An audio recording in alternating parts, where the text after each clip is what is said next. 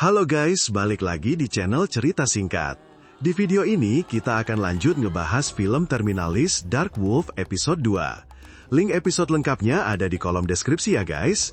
Sebelumnya, silahkan di-subscribe dulu channel ini, kemudian kita langsung lanjut ke alur ceritanya.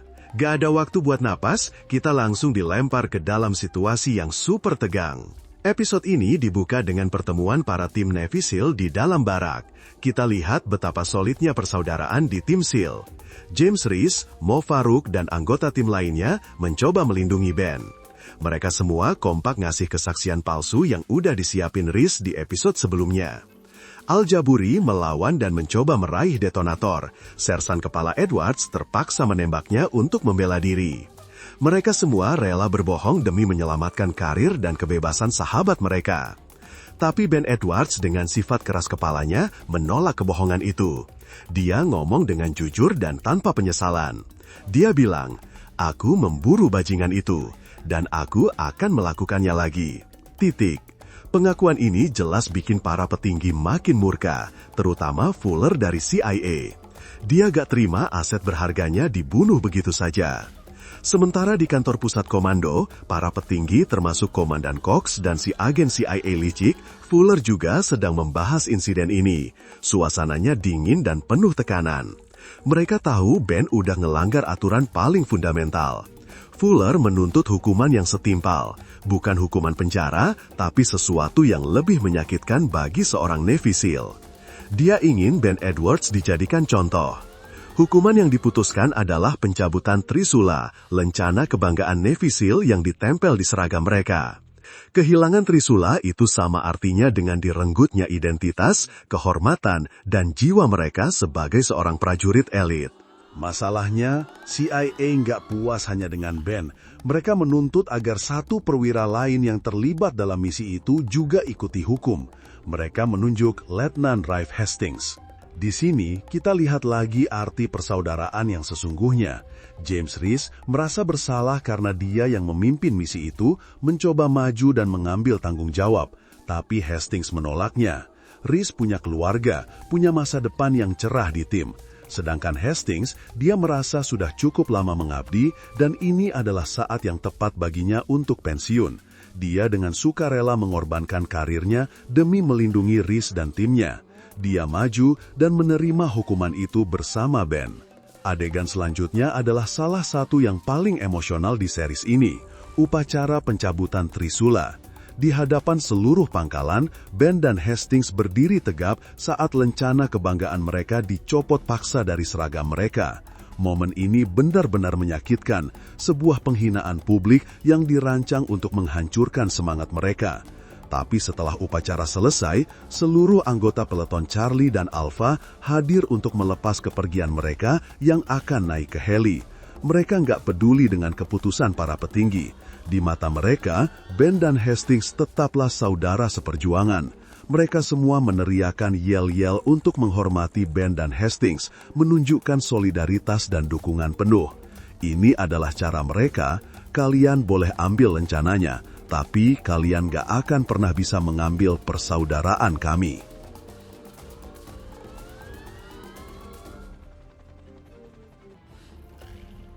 Cerita berlanjut. Ben dan Hastings dalam perjalanan pulang ke Amerika. Tapi nasib berkata lain. Penerbangan mereka dari Frankfurt, Jerman dibatalkan. Mereka terdampar. Hastings yang mencoba tegar akhirnya terlihat hancur. Dia menelpon ayahnya, memberitahu bahwa karirnya sudah berakhir. Melihat sahabatnya terpuruk, Ben mencoba menghiburnya. Dia menggunakan sisa uangnya untuk menyewa kamar di hotel paling mewah di Frankfurt. Mereka menghabiskan malam dengan minum-minum di bar hotel, mencoba melupakan kepahitan yang baru mereka alami. Dan disinilah plot utama series ini dimulai. Seorang pria misterius mendekati mereka di bar. Pria ini tahu segalanya.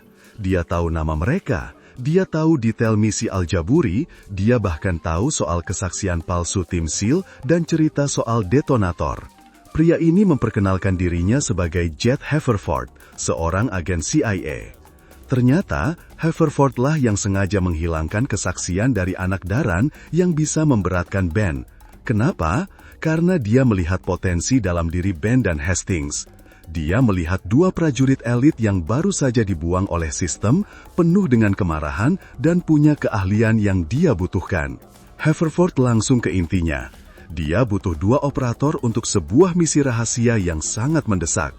Targetnya, Masud Danawi, si pembuat bom yang secara tidak langsung bertanggung jawab atas kematian Daran dan tragedi di Pangkalan.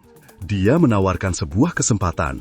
Selesaikan misi ini, habisi orang yang menghancurkan hidup kalian, dan sebagai imbalannya, dia akan membersihkan nama mereka, mengembalikan kehormatan mereka, dan memastikan mereka bisa kembali ke tim SEAL. Ini adalah tawaran penuh dilema. Pilihan mereka cuma dua.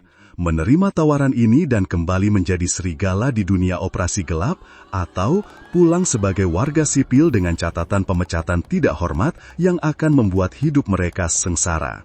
Ben, yang didorong oleh rasa dendam dan keinginan untuk menebus kesalahannya, langsung menerima tawaran itu tanpa pikir panjang. Tapi Hastings ragu.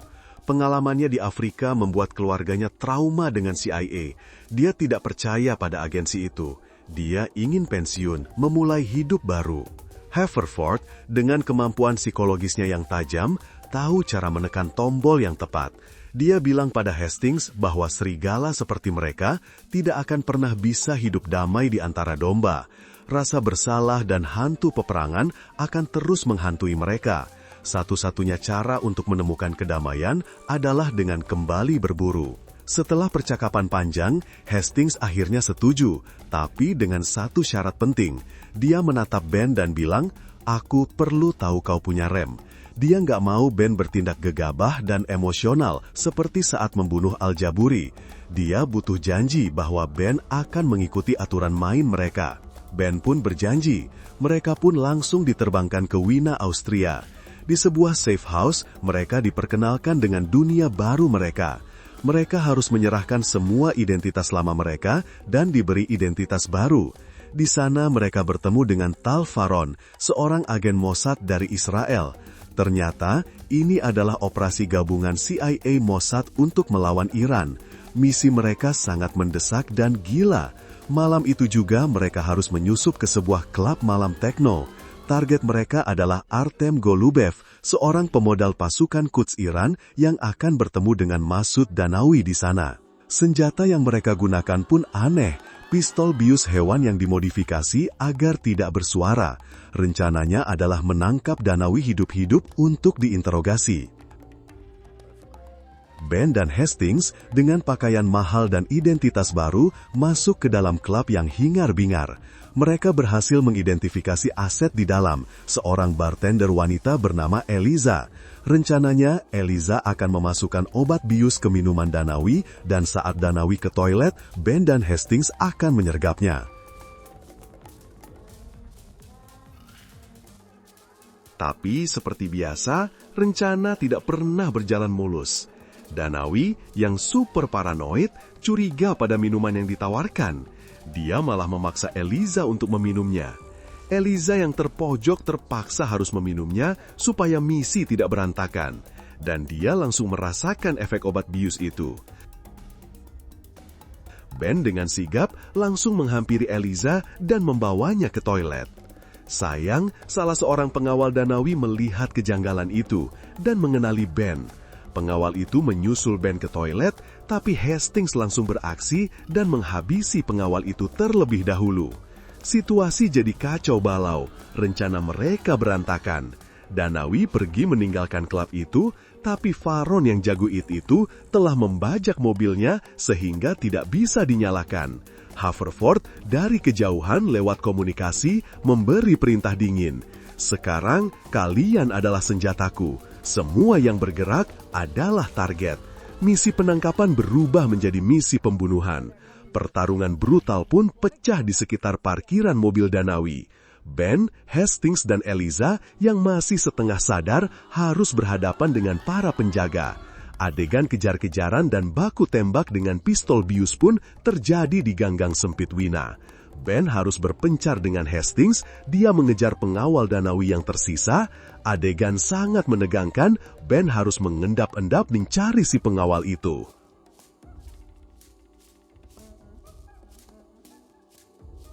Puncaknya, Hastings berhasil mendeteksi dan menyusul ke lokasi Danawi yang terpojok.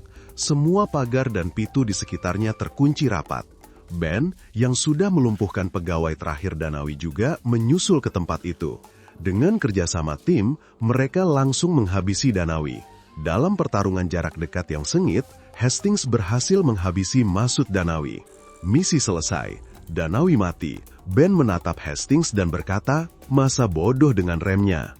Episode ditutup dengan suara Haverford di komunikasi, "Selamat atas audisinya." Ben dan Hastings telah membuktikan diri mereka. Mereka resmi menjadi operator di sisi tergelap dunia spionase. Seru banget kan guys? Episode 2 ini bener-bener nunjukin betapa cepatnya Ben dan Hastings beradaptasi ke dunia spionase yang lebih berbahaya. Gimana misi mereka selanjutnya? Tulis teori kalian di kolom komentar ya. Jangan lupa like, subscribe, dan sampai jumpa di rekap episode berikutnya.